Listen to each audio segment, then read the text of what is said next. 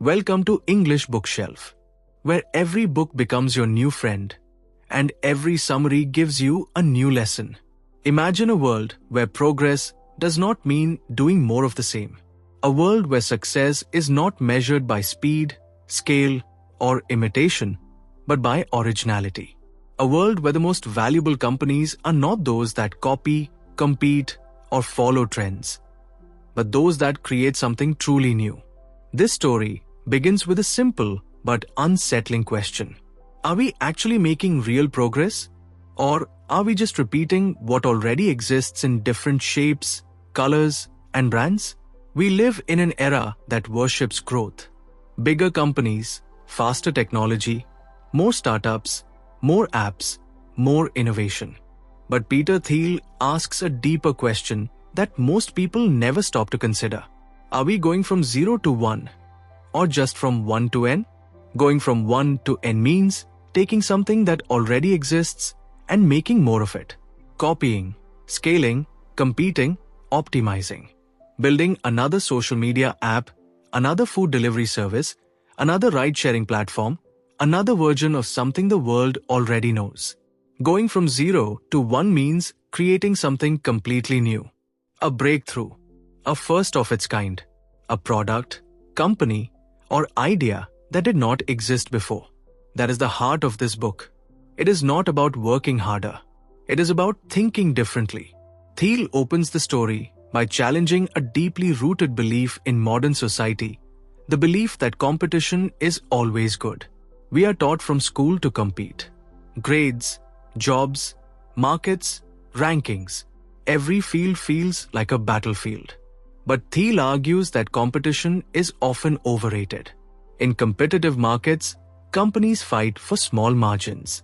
They lower prices, cut costs, imitate each other, and slowly destroy their own profits. Everyone becomes a little better, but no one becomes truly great. True innovation, he suggests, does not come from competition.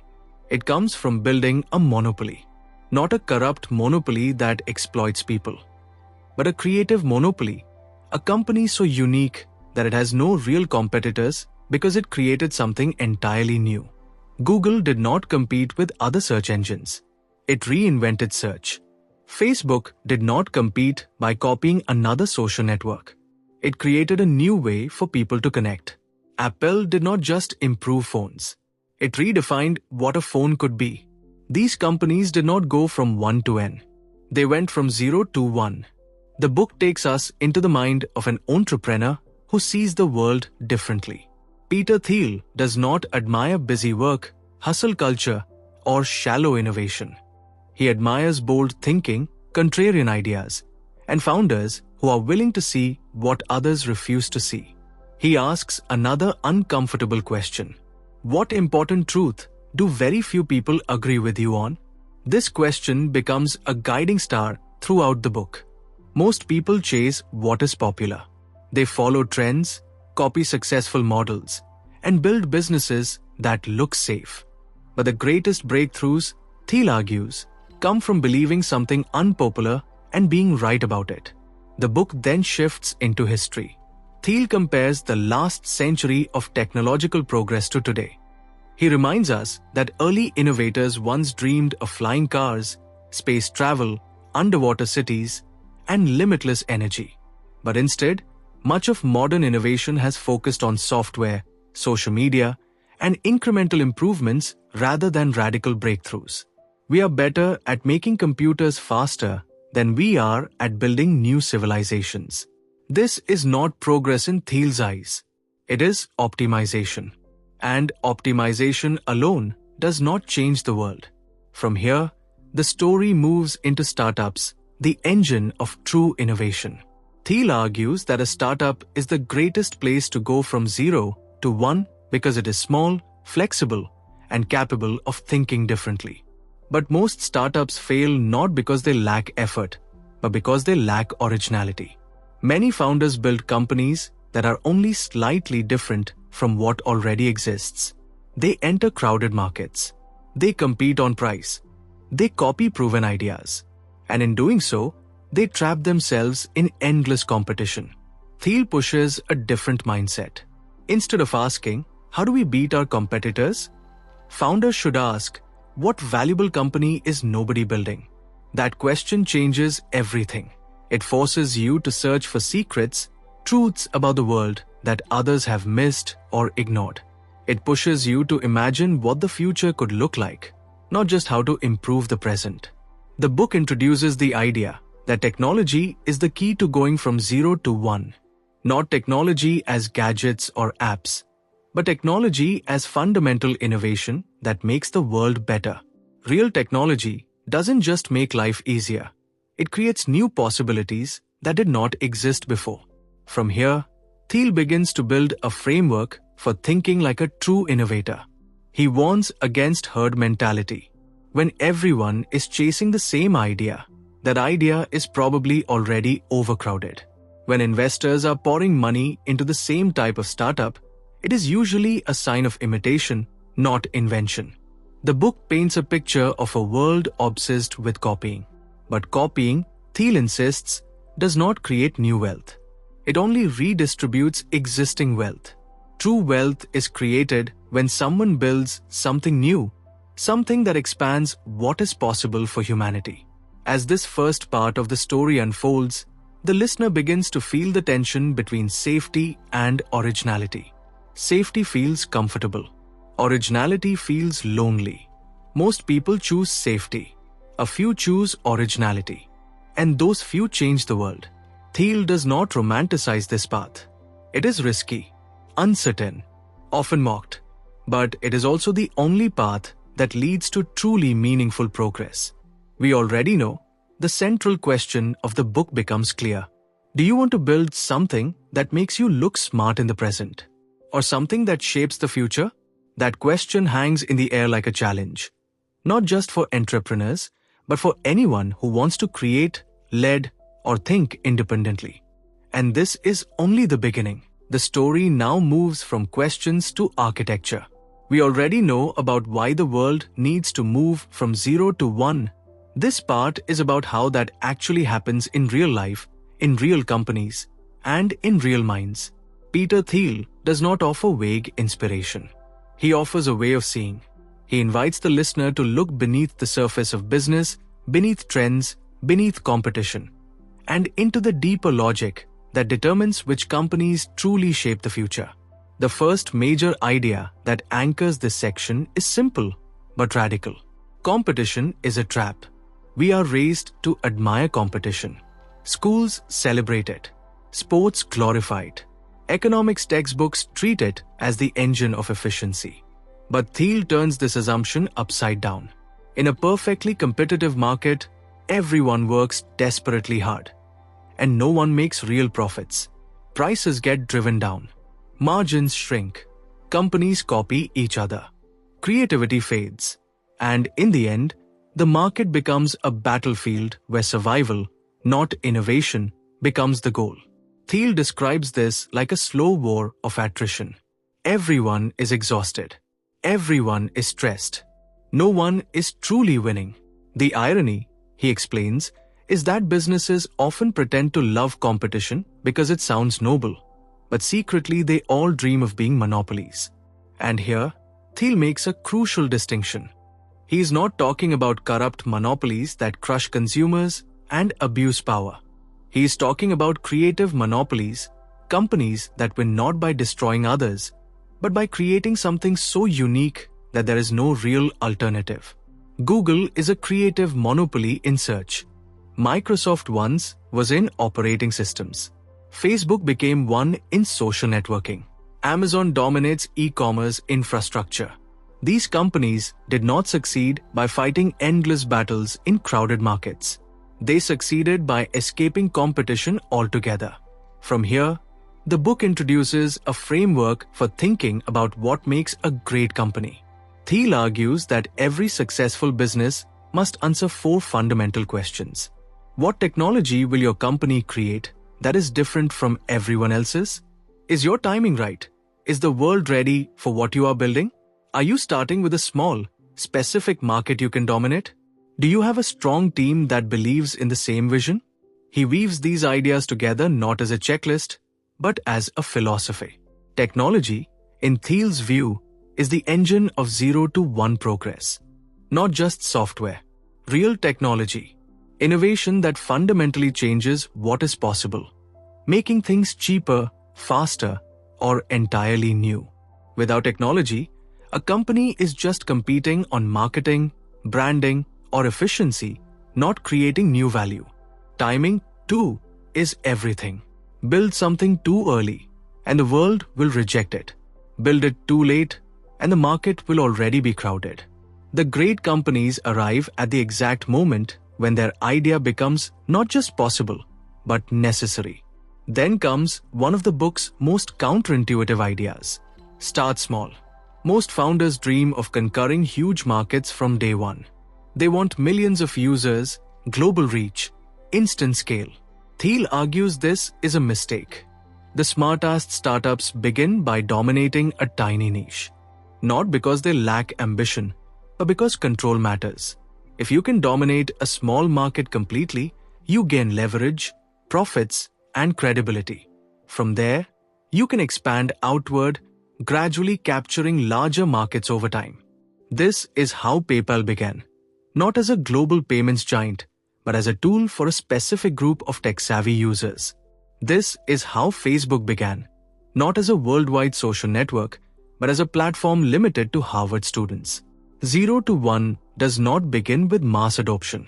It begins with focused dominance. The book then moves into one of its most powerful themes, secrets.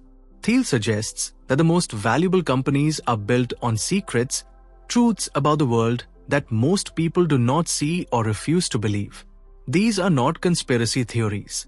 They are insights hidden in plain sight. Maybe a founder sees a technological breakthrough before others. Maybe they recognize a human need that everyone else ignores. Maybe they understand a market that others dismiss as too small or unimportant. The key is not to follow what everyone else is doing. It is to ask uncomfortable questions. What do you believe that almost no one else agrees with?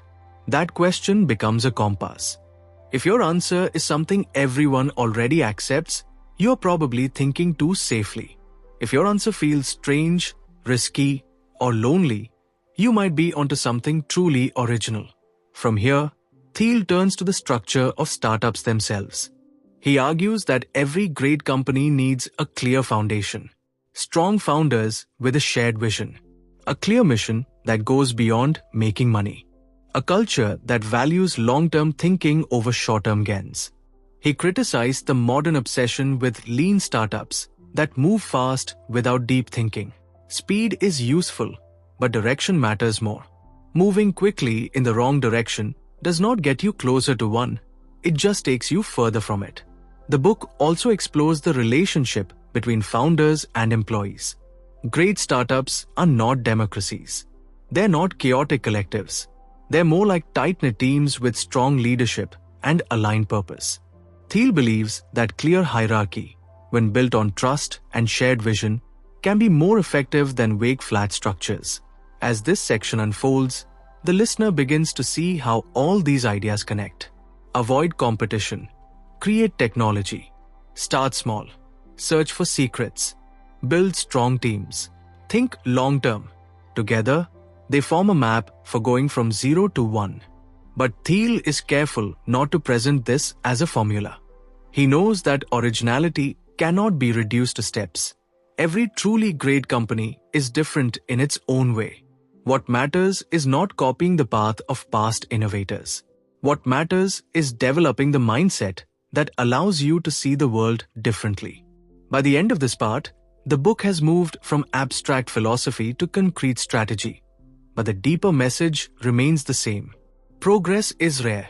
Competition is common. Most people will chase what is popular. A few will search for what is true. Those few will build the future. And as the story prepares to move even deeper, one thought lingers in the air. If going from 0 to 1 is so powerful, why do so few people actually attempt it? The book now turns inward, away from markets and startups, and toward the human mind. We already know about how companies go from 0 to 1, This part is about why so few people ever truly try. Peter Thiel argues that the greatest barrier to progress is not technology, money, or talent. It is conformity. We grow up inside systems that reward agreement more than originality. Schools train us to repeat correct answers, not to ask dangerous questions. Careers often reward safe decisions, not bold ones. Social life punishes people who think too differently, speak too honestly, or believe too strongly in something unconventional. And slowly, without realizing it, we learn to stop thinking independently. Thiel suggests that modern society has developed a strange comfort with stagnation. We celebrate incremental improvement. We worship hustle and productivity. We fill our days with activity that looks impressive but changes very little. We say we want innovation, but we rarely tolerate the kind of thinking that produces it. Real innovation is lonely. It requires believing something that almost no one else believes. It requires standing apart from the crowd.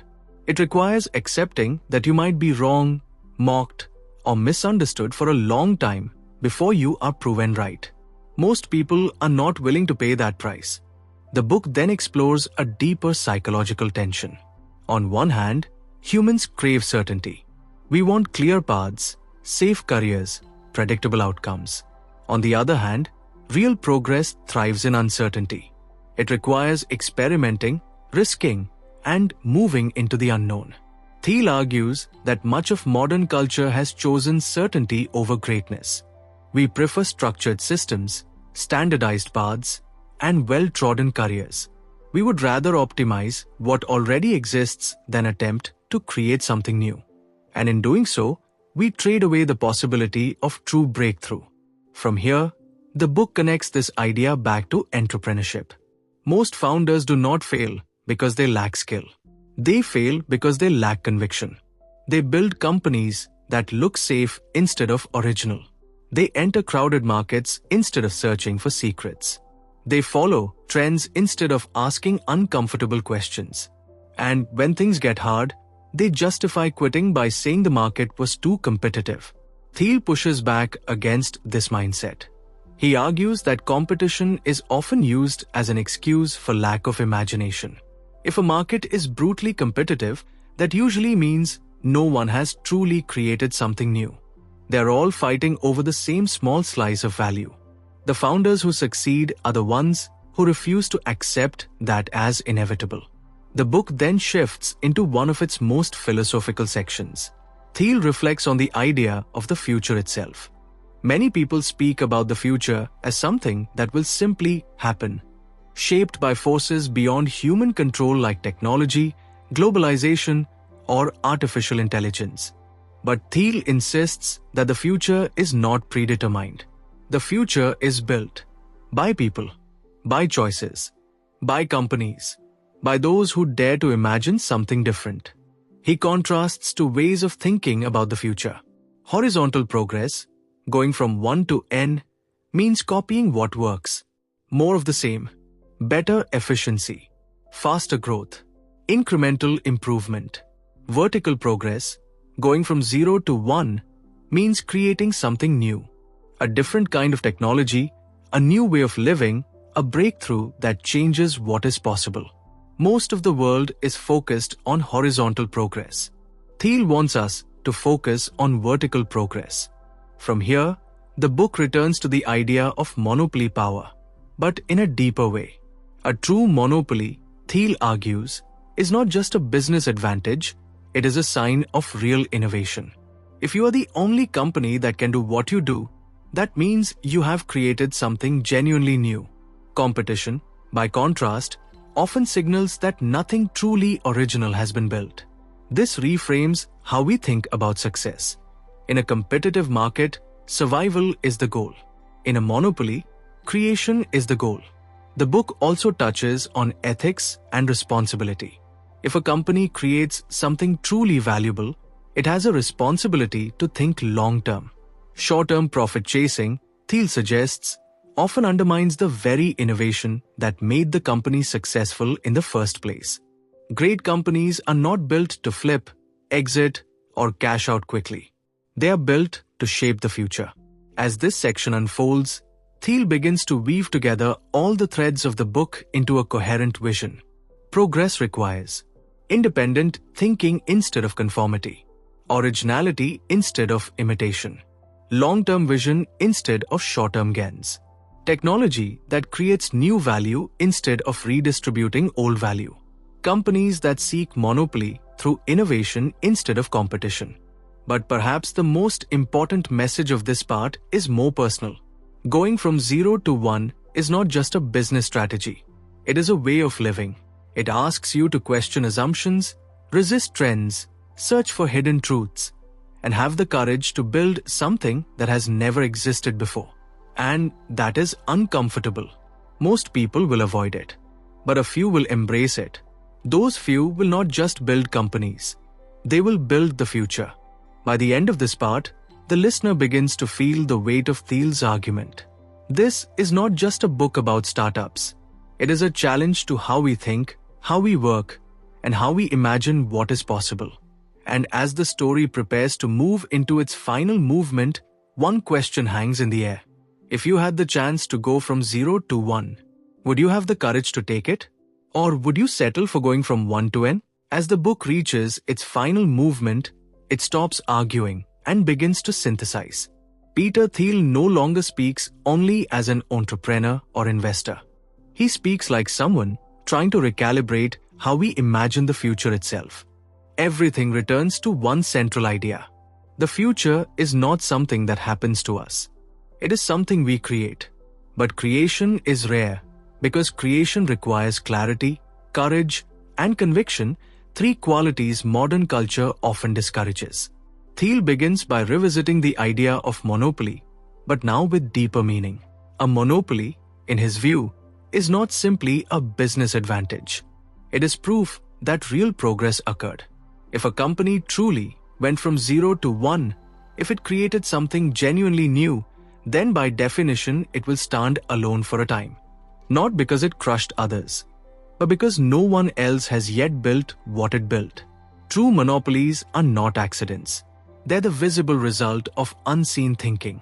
They are built by founders who saw something others missed, believed something others doubted, and persisted when others quit. They are not products of trend following, but of independent thought. Thiel contrasts this again with competition.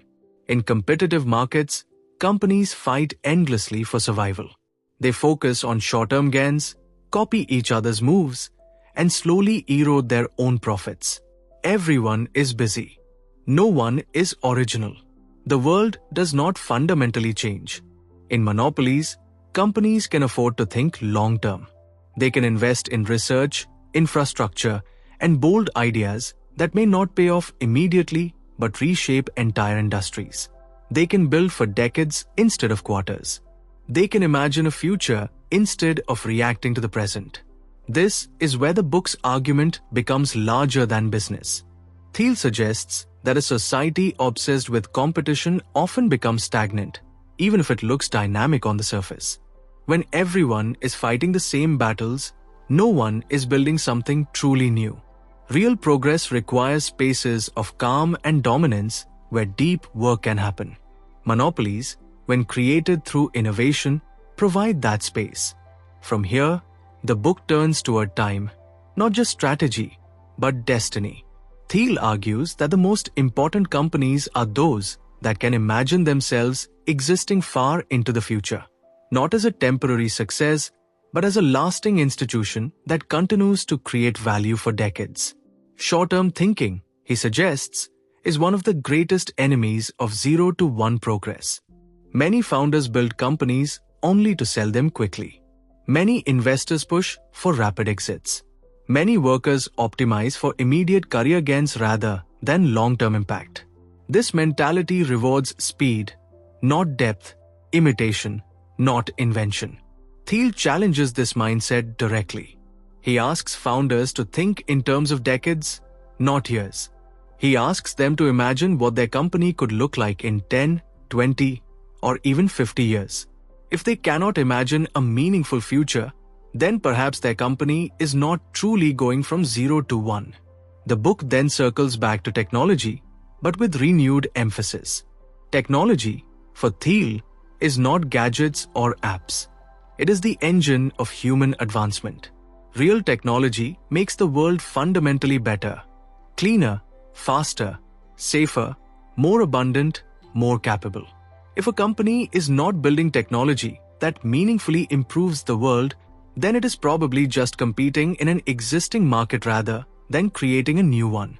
This brings the story to its most philosophical point. Progress is not automatic.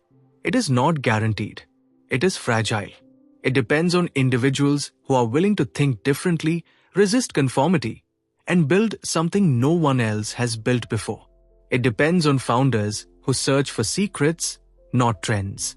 It depends on investors who support originality, not just profitability. It depends on societies that tolerate, even celebrate, unconventional thinking. Thiel then gently turns the spotlight onto the listener. He implies that going from 0 to 1 is not only for entrepreneurs. It is a mindset anyone can adopt. In your career, do you copy others or create your own path? In your thinking, do you repeat popular opinions or search for deeper truths? In your work, do you optimize existing systems or imagine entirely new ones? Going from 0 to 1 is as much about how you see the world as what you build in it. As the book closes, Thiel paints a final, striking image. He imagines two possible futures. In one future, humanity continues horizontally, faster apps, better devices, more consumption, more competition, more efficiency, but no true breakthroughs. A world that looks busy, connected, and advanced, yet spiritually and technologically stagnant. In the other future, humanity makes vertical progress. New forms of energy, new frontiers in science, new ways of living, new technologies that expand what is possible. A world where bold thinkers dared to go from 0 to 1. Which future we get depends not on luck, but on choices. On whether we reward originality or imitation. On whether we fear failure or embrace it. On whether we chase safety or pursue truth. Thiel does not claim that going from 0 to 1 is easy. It is lonely, risky, often misunderstood. But it is also the only path that leads to genuine transformation. And this is the message you want your listeners on English Bookshelf to carry with them. Progress is not about doing more of what already exists. It is about creating what does not yet exist. The world does not need another copy. It needs a new idea. It needs people who are willing to think independently, challenge assumptions, and build something truly different. You do not have to be a billionaire to go from 0 to 1. You just have to be brave enough to believe something few others believe and disciplined enough to act on it. In the end, 0 to 1 is not just a business book. It is a call to imagine, a call to create, a call to build a future that is not merely bigger, but genuinely better. And Thiel leaves us with a quiet but powerful challenge. If you want to shape the future, stop asking how to compete. Start asking what you can create. Because the most valuable things in the world were not found by copying. They were built by going from 0 to 1.